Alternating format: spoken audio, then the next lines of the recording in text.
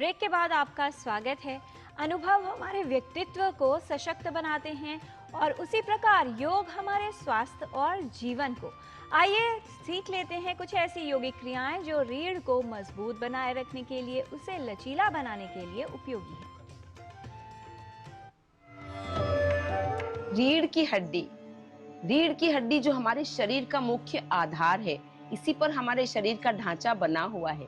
ढांचे को तो ये बनाता ही है, साथ ही हमारे नर्वस सिस्टम का भी बहुत मुख्य साधक है, वाहक है। तो इस इम्पोर्टेंट ऑर्गन को हम आजकल बिल्कुल नजरअंदाज कर रहे हैं। स्क्रीन के सामने घंटों झुक कर काम करते हैं, अकड़न आ जाती है।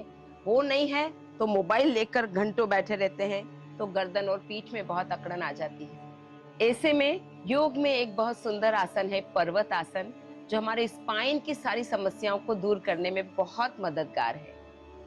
इसे कैसे करते हैं? क्रॉस लेग में या पद्मासन में आराम से बैठ जाइए, स्पाइन को सीधा रखिए, दोनों हाथ साइड में लीजिए, श्वास लेते हुए दोनों हाथों को अच्छे से खींचकर मिला लेंगे। एक पर्वत की तरह आकार देना है।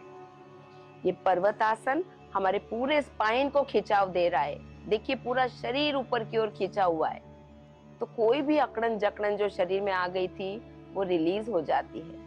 धीरे से हम हाथों को बाहर लेकर वापस आएंगे। इसके वेरिएशंस भी हम जानते हैं। वेरिएशन किस तरह करेंगे? पहले पर्वत आसन में आ जाइए, यहीं पर श्वास छोड़िए और श्वास लेते हुए साइड में बैंड होना। अपर बॉडी सेम रखना, लोअर बैक से साइड में जाएंगे, फिर बीच में और फिर से साइड। शरीर का लचीलापन बढ़ता है और साइड में जो फैट आ गया ना, वो भी बहुत धीरे धीरे कम हो जाता है। तीसरा वेरिएशन हम देखते हैं।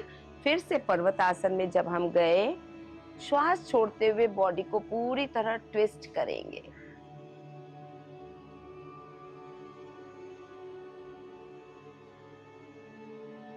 ये हमारी स्पाइन को एक बहुत अच्छा ट्विस्ट देता है। तो जब ट्विस्ट मिलता है तो जो नसों में कोई कसाव आ रहा था वो खुल जाता है।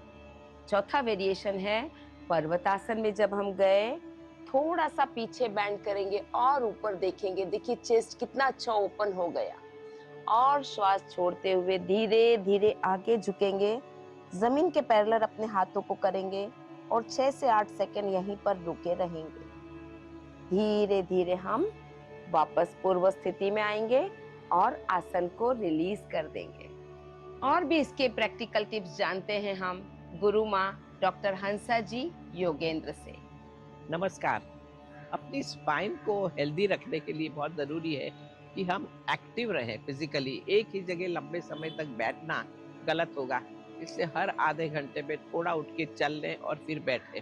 चलना स्पाइन के लिए बहुत अच्छा है। वॉकिंग गुड एक्सरसाइज जो भी करनी है, स्पाइन के लिए पोस्चर को ठीक रखें, हमेशा सीधे रहे, सीधे चले, बैक सीधी रहे और जितना हो सके वजन उठाते वक्त ध्यान दें कि जिससे स्पाइन में इंजरी ना हो। आप जब वजन उठा रहे हैं तब आगे से जब लेते हैं वजन को, तब घुटने को मोड़कर वजन उठाएं, घुटने को एकदम सीधा रखकर और वजन ना उठाएं। तो ये छोटी छोटी बातें, उसका ध्यान दें।